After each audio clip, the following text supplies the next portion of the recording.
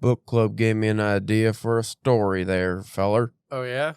When we were at the book club, the comic book club, we read Batgirl, Year 1.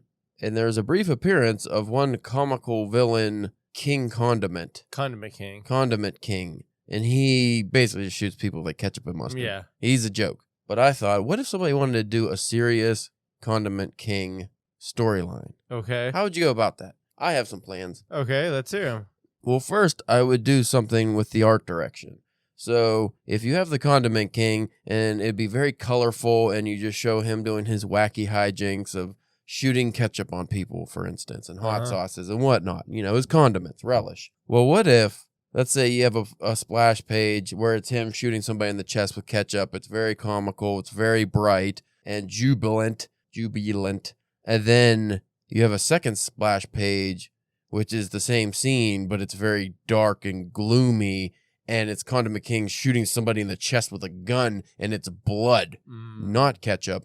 And then you can use that as a framing device, so the Condiment King is like schizophrenic, or and also bipolar. And bipolar has the manic highs, which would be the colorful scenes, and then it has the suicidal, depressing lows, and that would be your gloomy Alan Moore-esque scenes. So would you just have like, he's actually shooting people and he's thinking he's just throwing ketchup on them? Well, this is the crux of the whole story arc. The reader is going to be led to be confused, and maybe you will switch it up multiple times so you think, oh, he is just a goofy comic guy, but he thinks he's doing this nefarious thing, so he's shooting people with ketchup and all this stupid shit that nobody actually cares about, but he thinks he's a real criminal shooting people, and he's, crazy. But then what if it's, oh no, he's actually crazy shooting people, and he thinks he's just comical shooting people with ketchup.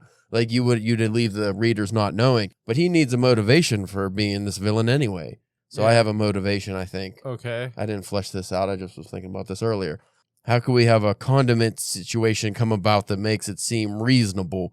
Maybe Condiment King has a son, and his son was hungry, and he took him to a hot dog. It's in New York or Gotham or whatever. So like one of the mobile hot dog stands. Okay. And he goes up and he's getting the boy a hot dog, and they have the side table with all the condiments on it, and he's relish and ketchup and stuff. And maybe he's putting ketchup on the boy's hot dog, and then a mugger comes up, points the gun at Condiment King, or points it at the kid, or what, give me your money. Condiment King, out of reaction, slaps at the gun, and the gun goes off, and the mugger runs away. And then the Condiment King looks over and he sees, oh, his son got ketchup all over his shirt. And then you realize, no, it's not ketchup. Yeah. It is blood. And then they're his motivation for almost a because, you probably have to introduce Batman or something.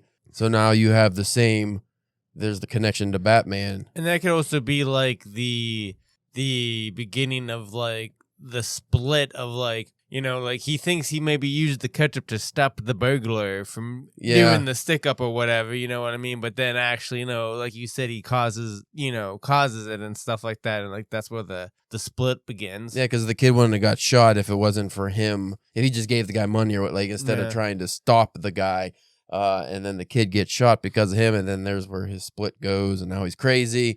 And then you could also still mess with that and make it so it's like, is that true? Did Condiment King even have a son? You don't know, because you can make him crazy. But that is my very basic idea of how to do a story arc, or like a trade of just Condiment King not being such a because he's such a goofy, stupid character. Right. But if you did it in like a way like that, it was like, oh no, this guy's just mentally ill, which obviously he is, because he's just shooting ketchup on people. It's like, oh, what if he's not really shooting ketchup? What if you just think he is, but he's actually just shooting people, or he thinks he's shooting people? Yeah. Maybe he thinks he's the criminal, or maybe he thinks he's stopping crime and the people he's shooting are criminals, but they're not criminals. And then Batman would understand the guy, he would understand his vigilante streak, but he would still, you're shooting people, even if it is just ketchup, so I have to stop you. And that could be fun. Break your legs for justice. Break your legs I'm a bat. My parents were murdered in front of me, and now I'm a bat. Is that any goofier or not? Is that any better than Condiment King? Like, not really. It's like, oh, your parents got shot. Now you're a bat. A man bat. Batman. It's dumb. I don't know. I don't know why I was thinking of that, but I thought too deeply on the Condiment King. And it made me feel that there's plenty of characters that can have cool stories told about them, even though they're stupid, but we never do them. That's why, like, one of the things I always say about, people like, there's certain characters that I just don't like. And it's like, now, like, I have my characters that, I like more than others, but, like, I'll read any character. Like, I'll read a Wonder Woman, a Superman, whatever, as long as it's good. I mean, even with, like, the C&D, like, you know what I mean? Like, yeah. They've done that multiple times over the years where they've had a character that was pretty stupid or nobody cared about, and then somebody did a run on it that was like, oh shit, this is a real character now. Yep. Like Aquaman was a joke for a while. Swamp Thing wasn't very cool. There's just a lot of characters like that it's like a D-list nobody cares about, but then all of a sudden, oh wait, no, here's a cool story you told about them, and now people actually give a shit. Yep. But today's episode is nothing about that. Nope. It's about translations. So completely different. Completely different. So I figured we'd start with the Condiment King, and then we can just go straight down to the toilet from there. Woo! Yay!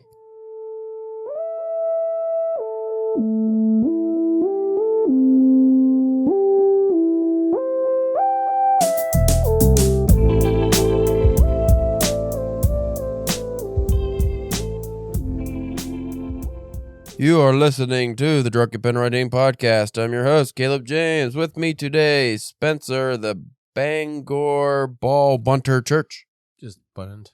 Bunting balls. Bunting balls. Bunting balls. Bunting balls. They look so goofy when they do that. Bunt. I'm going to bun it. It's weird that that's a thing. It's like just you don't hit it. You just bunt. Stick the stick out. Stick the stick. The bat. The stick. Stick it. Stick it out. I feel like that'd almost be harder than just swinging the goddamn thing. I don't know. I played baseball as a child, not for any team. We just played in the backyard with the old stick. Some stick ball. From waffle sticking. I don't know what that means. But yeah, we just, I bunted. I've done some bunting. And you know what? It's easy. Just stick it. See, we always work because like, they hold like they hold like the top of the bat too. I just worry about being like, just smash. Do they hold the top of the bat? I don't think I've ever bunted properly. I just stuck it out, stuck the bat out, dangled it. Dingo. Hang some bat. Batman. So today's episode is brought to you by Caleb's looking for a copy of the Brothers Karamazov by Dostoevsky, and I was trying to find the best translation. And I don't, unlike Japanese literature, I don't know any Russian translators. So you could be like, is this a good translation? I don't fucking know. So I decided it can't be that many, right? It's a lot. It's a lot of them. So I found an article on Medium that talks about the best translations. And I'm not going to go into the article because it's a lot. But they name some of the popular ones. But what I like is there's like excerpts from like the same excerpt done by each translator. Okay. So you could see the differences. And then I was just like, oh, that's cool. But I don't know if I hate, like, it made me not buy the book at all because I was like, I don't know which one to get. I know, what's her name? Constance Garnett, I think. Yeah, Constance Garnett, I believe, was like the first English translator, like the first like English translation that got real popular. And I think that was maybe in the 1800s, early 1900s, she did that. And I was reading that it's one of the most popular ones, and it's probably one of the best ones for Brothers Karamazov. Okay, but a lot of people, and I looked it up because there was like all of his works came in like a $25 bundle. Ooh, I was like, oh, I'll just buy that. But then she did all the translations, and I don't know if I won her translation because a lot of people on Reddit, because I was looking about multiple sources here. Right. A lot of academic types said that apparently this lady, if she came across the difficult to translate part, she just skipped it. Oh. She just didn't translate shit. I was like, oh, wait a minute. Why would I want the incomplete, like, just works? But then you get the translators that, which we found in like Japanese literature, which is a little problematic, is they make it their story almost. Yeah. It's like, oh, this doesn't translate directly. So I'm just going to add my own flair and make it my way. And then it could be entertaining. Like, I have a suspicion that version of The Plague we read was a new translation. Yeah. I think maybe that was a one of those deals where it wasn't a direct translation. It was a writer adding their stuff. I mean, I liked it, but I didn't care if it was a direct translation for that. You're just going to have to learn Russian, Caleb. I don't want to. And there's also another problem with translations are the ones that go as direct as possible. and then you get a lot of like clunkiness to it sometimes. And then like the second most popular translation of these Russian works comes from I don't know. I'm gonna find it here eventually, but I think it was two people in the '90s translated, and they're the most direct. But then, like I said, you get some clunkiness. So we'll read some of these just to see, because I want this to be a short episode. By the way, folks, I forgot, we're like limping into the new year here. Yesterday was New Year's Eve, and we just drank a lot of weird drinks.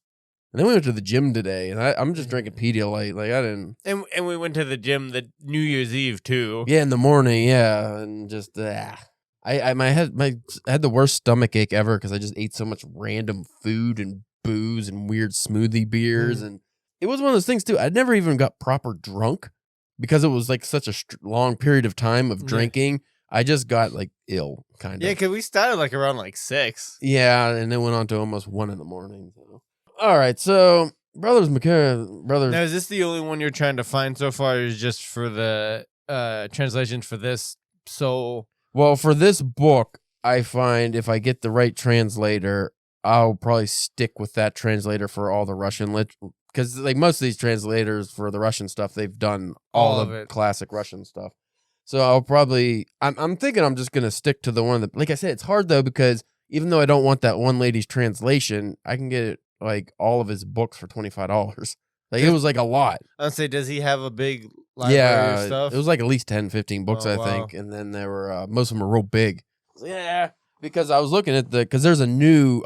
What also piqued my interest, there's a brand new, just came out, I think in October 2023, was a new translation of the Brothers Karamazov. And apparently that one's pretty good. I don't know if they mentioned that in this article or not, but I don't think so. I think this was put out before. Yeah, this was from 2017. So oh, wow. But that was the first new translation in 20 years. So it's not like we're missing out on much. But then I was like, do I just want to try to read that one? Or, I don't know. I'm conflicted. Read them all. Just read them all. Just read the same book 10 times. All right, so we'll start off here. Okay, so the original translation into English seems to be Constant Garnett's. And then we will have following ones. So here's it's just weird just reading this to myself. Like it's the exact same thing they're saying, but the phrasing's different for each. So this is the Constant Garnett.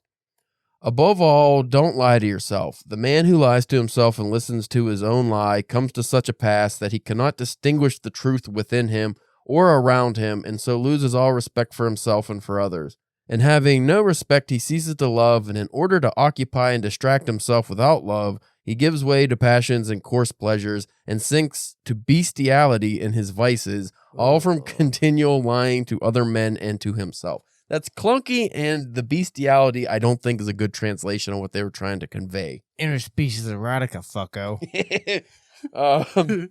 So let's check out the David McDuff translation. This is not a popular. I mean, these are all popular, quote unquote, but this is not one of the main ones people go for. It's the exact same excerpt. The main thing is that you stop telling lies to yourself. The one who lies to himself and believes his own lies comes to a point where he can distinguish no truth either within himself or around him, and thus enters into a state of disrespect towards himself and others. Respecting no one, he loves no one, and to amuse and divert himself in the absence of love, he gives himself up to his passions and to vulgar delights and becomes a complete animal in his vices. So no bestiality, just an animal in his vices. And all of it from perpetual lying to other people and himself. I mean, I like the bestiality one. You like the bestiality one? All right. But you're thinking of animal mating, man on animal, when you think of that line. Yeah. It's not what it's supposed to be. Yeah. All right, so here is the most popular one. So this is from Richard Pevier and Larissa Volkahansky. That's the one I was saying was two people from the 90s. But this is the one that they did the most direct translation. They tried to keep it in vein with the original Russian. And by the way, I think it might have been McDuff did one where he did the actual English translation of the title. So it's not the Brothers Karamazov, it's the Karamazov brothers. Okay. Or no, the Kant's one, the brand new translation, I think. And that's why I didn't even get it. I was just like, fuck that. Because you can't change the title. But the word order in Russian's different. Right. But it's like, it can't be the Karamazov brothers. That doesn't sound right. All right, so this is the Pevier and Volkolhonsky or whatever. A man who lies to himself and listens to his own lie comes to a point where he does not discern any truth either in himself or anywhere around him, and thus falls into disrespect towards himself and others. Not respecting anyone, he ceases to love, and having no love, he gives himself up to passions and coarse pleasures in order to occupy and amuse himself, and in his vices reaches complete bestiality. Yeah. And it all comes from lying continually to others and to himself. I think that one flowed the best. Yeah, and like like how you were saying with like they tried to keep the closest to this, Yes, and you got the bestiality, but it was in a context that you understood. It's not animal fucking. Right. Sick. Okay, and this, who is this one? This is the Ignat Avse translation. This was another popular one. I forget when this one came out, though. Of the same excerpt. Yeah, these are all the same book. He who lies to himself and listens to his own lies reaches a state in which he no longer recognizes truth either in himself or in others, and so he ceases to respect both himself and others. Having ceased to respect everyone, he stops loving, and then, in the absence of love, in order to occupy and divert himself, he abandons himself to passions and the gratification of coarse pleasures until his vices bring him down to the level of bestiality, and all on account of his being constantly false both to himself and to others. So that one tries to clear up that line, but that one reads almost like a compilation of the other two. Yeah, and that was like it wasn't quite clunky, but it was getting to become like a mouthful a little bit. Yeah, it's a little bit. So far I like the two. Okay, well, now we're going into, this is a different excerpt, but this is a shorter, easier to read. Because I don't know why I guess they were just trying to pick out like how they went about the bestiality and stuff. But this should be an easier way to interpret what's best. So Garnett again. I repeat, it was not stupidity. The majority of these fantastical fellows are shrewd and intelligent enough, but just senselessness and a peculiar national form of it. I don't like that. I don't really know what they're talking about there. Macduff. I repeat, here there was no question of stupidity. The bulk of these madcaps are really quite sharp and clever, but plain muddled-headedness, and moreover of a peculiar national variety. There's a few semicolons in that one. Here's the Pevier Volonsky one. Again, I say it was not stupidity. Most of these madcaps are rather clever and shrewd, but precisely muddled-headedness, even a special national form of it. See, I'm going to have to go with them because that was just easier to read. It was shorter, and they seem more concise. And you can already tell, see, that's where the problem with the Garnett one was. I said that if she didn't understand something, she just didn't have it. So in hers, she didn't have madcap or the muddled-headedness, which clearly must have been Dostoevsky's actual usage because it's in the all the other ones. And I would think, especially like if it's like first time reading it, you would want to have the most direct. I want Dostoevsky's words. Yeah. I don't want some other writer's version of telling me Dostoevsky's story. I want his story as close as it can be. Here is the Avse version. Let me repeat yet again. This was not a case of stupidity. Most of these crackpots are shrewd and cunning enough, but of muddled-headedness and of a special, typically Russian kind. That one was okay, too. And, here's just a note on the title. One need go no further than the title, the standard English rendering of which is the Brothers Karamazov. This follows the original word order, the only one possible in Russian in this context. Had past translators been expressing themselves freely in natural English without being hamstrung by that original Russian word order, they would no more have dreamt of saying the Brothers Karamazov than they would the Brothers Warner or the Brothers Marx. So that was just a note on the title. That's how that Avse guy thought about the translation. I think that's more sensible. Yeah. I mean, I get in the actual translation of the prose, you can't do that. It wouldn't make sense to us, like if you kept doing that. But for the title, I think it's fine. So on that one, I think I would have to go with the most direct translation of the Pevier Volonsky one. Now, just to bring up like a kind of like a side topic of like stuff things we've talked about multiple times in past episodes. Do you think this would maybe be the one time where like AI would be more maybe like a more suitable translator? Yeah, like take I don't think so, because any AI software I've used at just like Google Translate, for instance, it usually translates directly, and if there's metaphor usage or analogies, like it just can't. Okay. It doesn't understand human thought, so it doesn't work out that way. And a lot of the time, the word order's wrong. Like in Irish, if I translate Irish, a lot of times it's like, or Japanese is a good one, because half the time, fucking most of the words have multiple meanings, so it just picks the wrong one every time. But I thought it was an interesting topic because when we did the first person singular, you know, Jay Rubin's my favorite Murakami translator. Seems to be the best so far. And I don't know if he encapsulates Murakami's quirkiness the best or if he's most direct, but like the Alfred Bumgod or I forget. Something, yeah. Something. Yeah, because that had like 2 or 3 translators in it, didn't it? Yeah, but that Alfred guy, he was, I think, one of the original translators of Murakami's work. And I don't know, the stories we read that were his and the novels I read from his translations usually turned out to be my least favorite because his was more dry. So he might have actually been a more direct translation, but he didn't, because that's the word it becomes tricky with translating. You want it to be direct, but you also want it to be fun. Right. So you don't want this dry, boring read if the original language, it wasn't supposed to be dry and boring. It's just that's how it comes across when you translate it to English. So I felt like that guys were kind of, I mean, there was a few stories that were okay, but he wasn't my favorite. Like, I like the Jay Rubin translations the most. And I forget the other guy. He didn't do a bad job either, but there's a couple books I've read where I suspect the translation is what ruined the book for me. I forget the Japanese author, but it was a book called Grotesque, and it was like about prostitutes and stuff. And I thought it was fucking terrible, but the subject matter wasn't, and the story wasn't. It was just how it was written, and I like the translation was, I don't know. It seemed like I don't know how to say this without offending someone. It seemed like almost like a Zoomer translated it.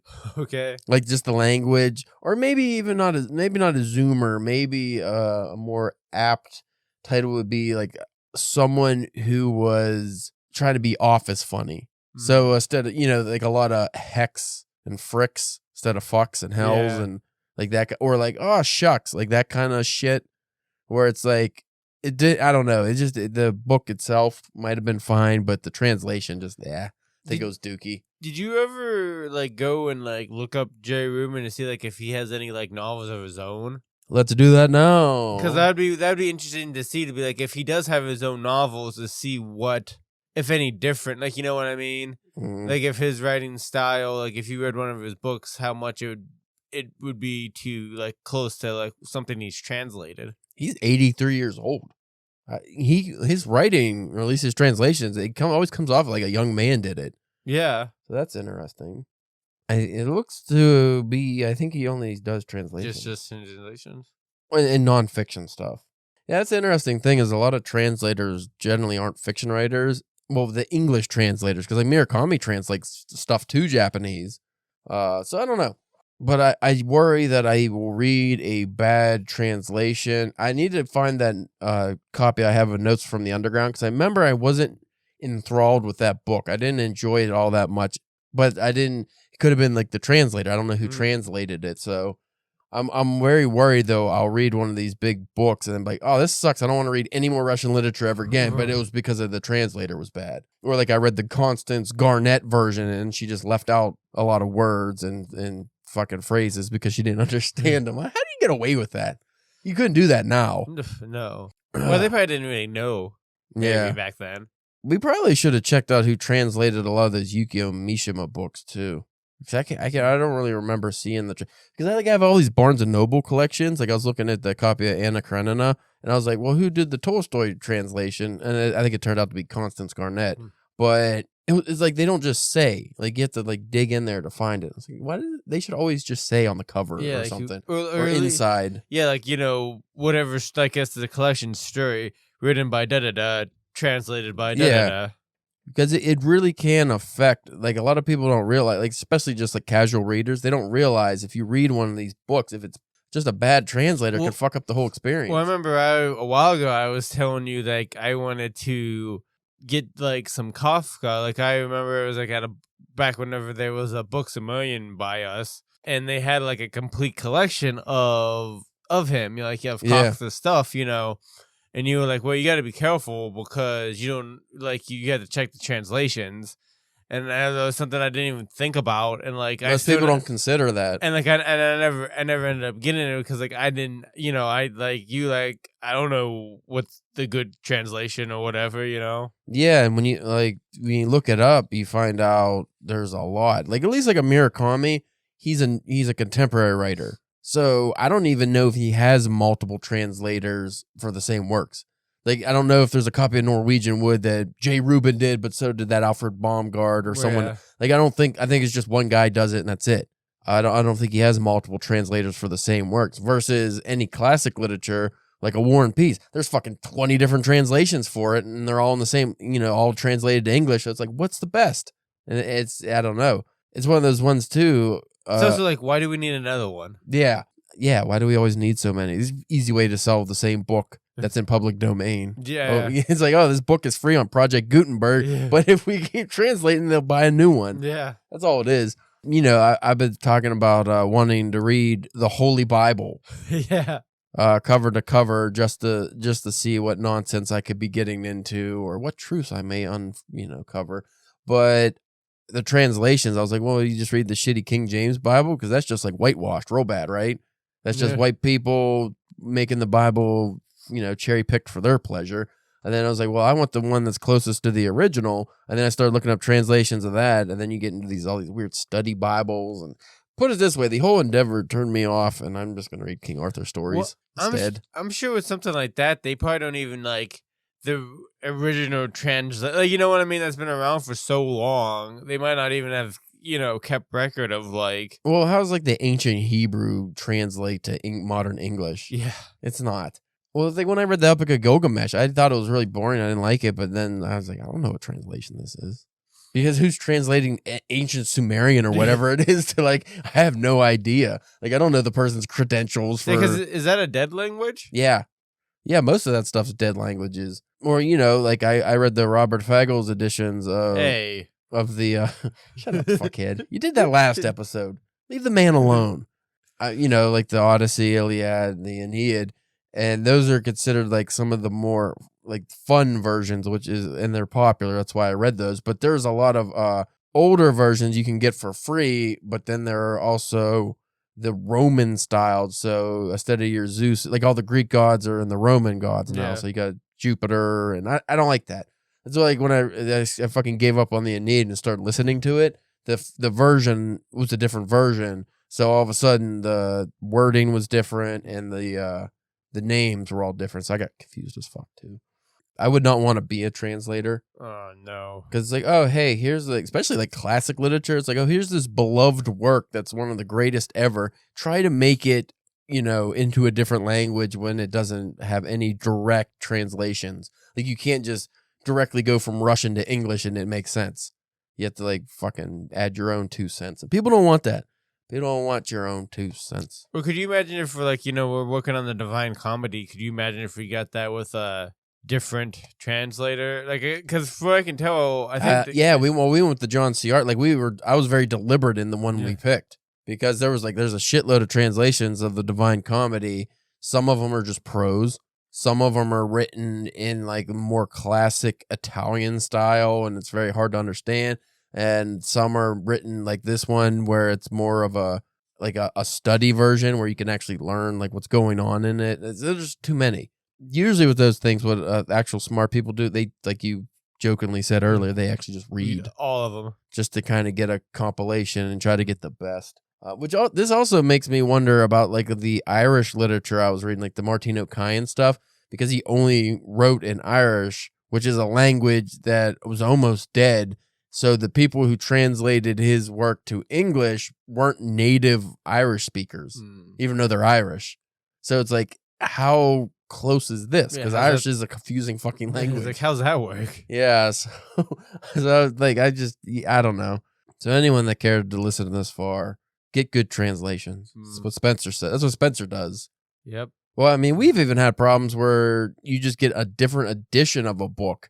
That's even if it was just an English book. Like you read Frankenstein. Right. And it was like a different version than the one I read. Yeah. Like the ending was kind of different and there were some parts that were left out. And like, what the fuck? Or just like the phrasing of things. It was Like changed. it was the same story, but like how they got there or how they said things were different. Well, how do you feel about classic works that are amended or abridged? Like I always said, I'd probably like Moby Dick more if I got an abridged version that got rid of the whaling bullshit that wasn't important to the story. Yeah. But that wouldn't be the same book. But like, say you get, I don't know, what's a classic book you like? Like H.G. Wells' The Invisible Man. Yeah. What if you got a later edition of Invisible Man where they changed a lot of stuff? But then or like tried to update it or something. Yeah, because they do that now too. They write versions where it's more modern language, or they even use just straight up modern slang and lingo to appeal to younger audiences. And it's like, oh, yeah, because that's weird. Because like if it's a story that takes place like in the like early turn of the century, yeah.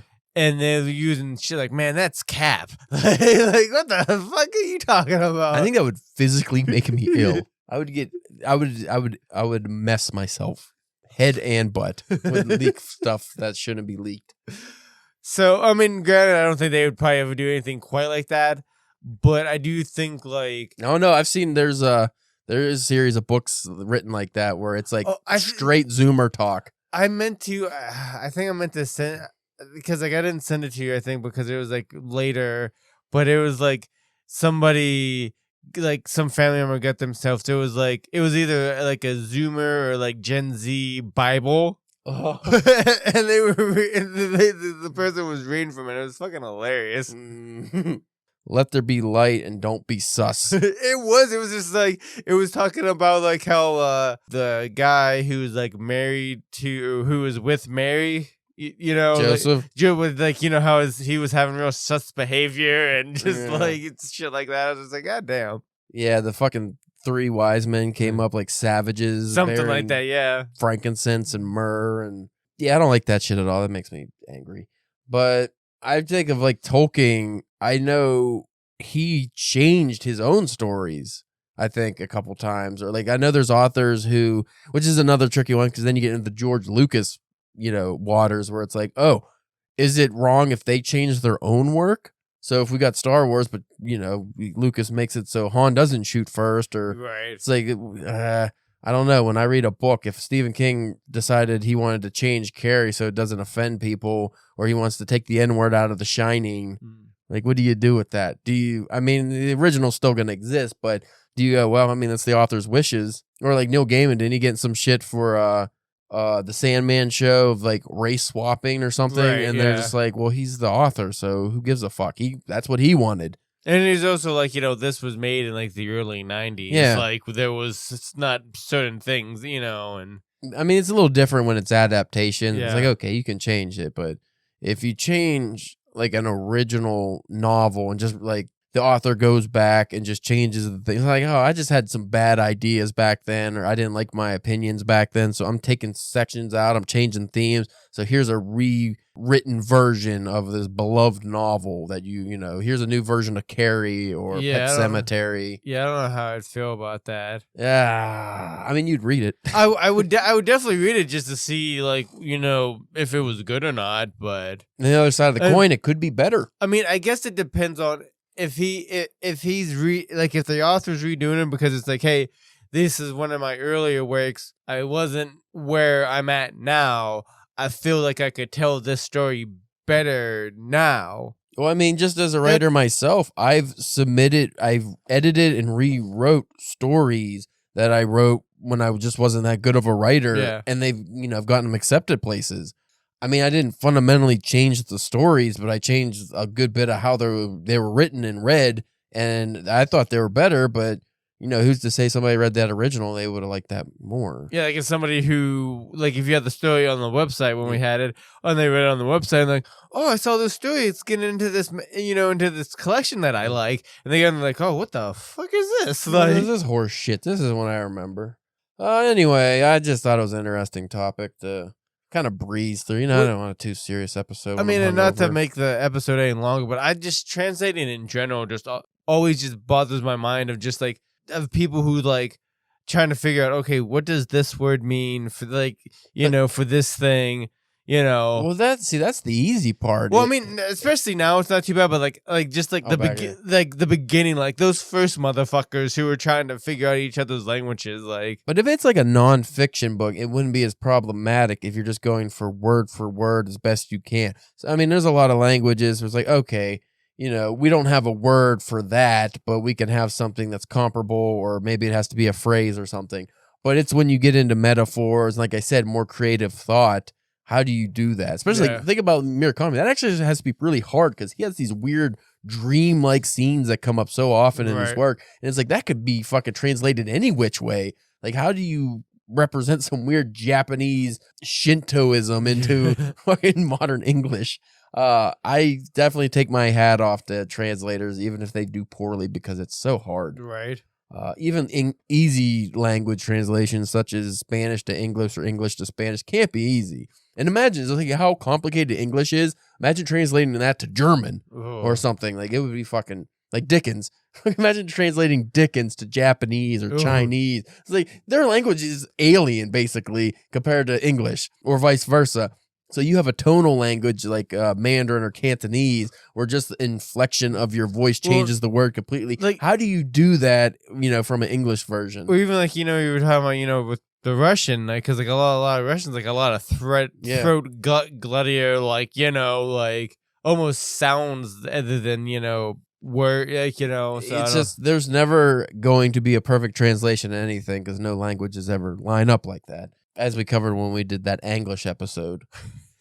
Or whatever that fucking was. We did just the actual English and the stupid word usage. So anyway, folks, if you like this kind of episode and want more academic themed works from us, that's not the right, not works. What's the translation from stupid to smart? Episodes. You're not even making sense now. If you want more episodes where we talk about stuff that's not dumb stuff, you can DM us on, I don't know, we're on social media at DPW Podcast. You can look it up. You can also, maybe give us a review on iTunes or whatever podcast app you use if they got that function. Give us a like on the old YouTube. Maybe a subscribe. A share would probably be nice. That probably would do us better than anything, is a share. You can check out Spencer's OnlyFans. He is the Nantucket Nutter. What were you? Something with Bunton. Yeah. You were not Billings. What's up in Maine? The Bangor Ball Bunter. Yeah. Simple. So are you actually bunting baseballs? Or, because I didn't say baseball, I just said ball. That'd be weird because the ball sack would have to hit the man's testicles would have to fling itself into the bat. Oh, I'm sure it's on there somewhere. I'm sure if you look, you probably don't even have to look very hard. You can check out my work at calebjamesk.com. And as the release of this episode, what is today? Today is the 1st. The 1st. It is the new year of it's the year of the dragon. Oh, is it? It is the year of the dragon.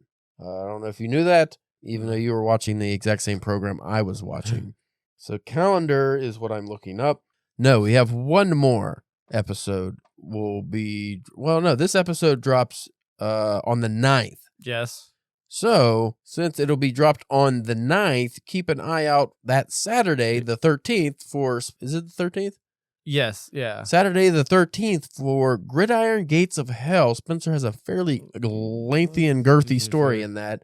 You can look at that up on Amazon. You can pre-order it now. The Kindle version is $5.99, I believe. Yeah. And there is supposed to be a physical version that'll be coming out after. Here, hopefully shortly. Yeah, so keep an eye on that. And if you just want to read the story and don't want to spend, I don't know how much all proceeds go to charity, which is cool. Which is a neat thing. Yeah, it goes to CTE research and stuff. So if you buy both. Yeah. Whatever you want to do. But if you just want to read the story and you don't want to spend how much the physical book costs, you can still get the pre-order price of $5.99 and read Spencer's story and let him know what you think. He needs the encouragement. And I'm sure that there will be other great stories in there too. I haven't had a chance to, Yeah, you didn't get a copy yet. Or anything. So, but I'm sure there's, from the people that I know that are involved, I'm sure there's some other great stories in there too. Do you ever fear that you would get into, say, an anthology. And because none of these we really, I mean, you might get a contributor copy like a couple weeks ahead of time. Yeah. You never get anything like real far advanced. You don't know what work you're competing against. Mm-hmm. So you don't know if you're the worst story, the best story, or the worst, the middle. No. The biggest fear, everything's just written by Nazis, and you're just, and it just turns out it's like this fucking super pro Nazi publication. God damn it! I should have done more research when I submitted to this. So everyone just Not again. so everyone just thinks you're a fucking piece of shit, and your career tanks before it even takes off. Anyway, we will check you out next week. Thank you for listening.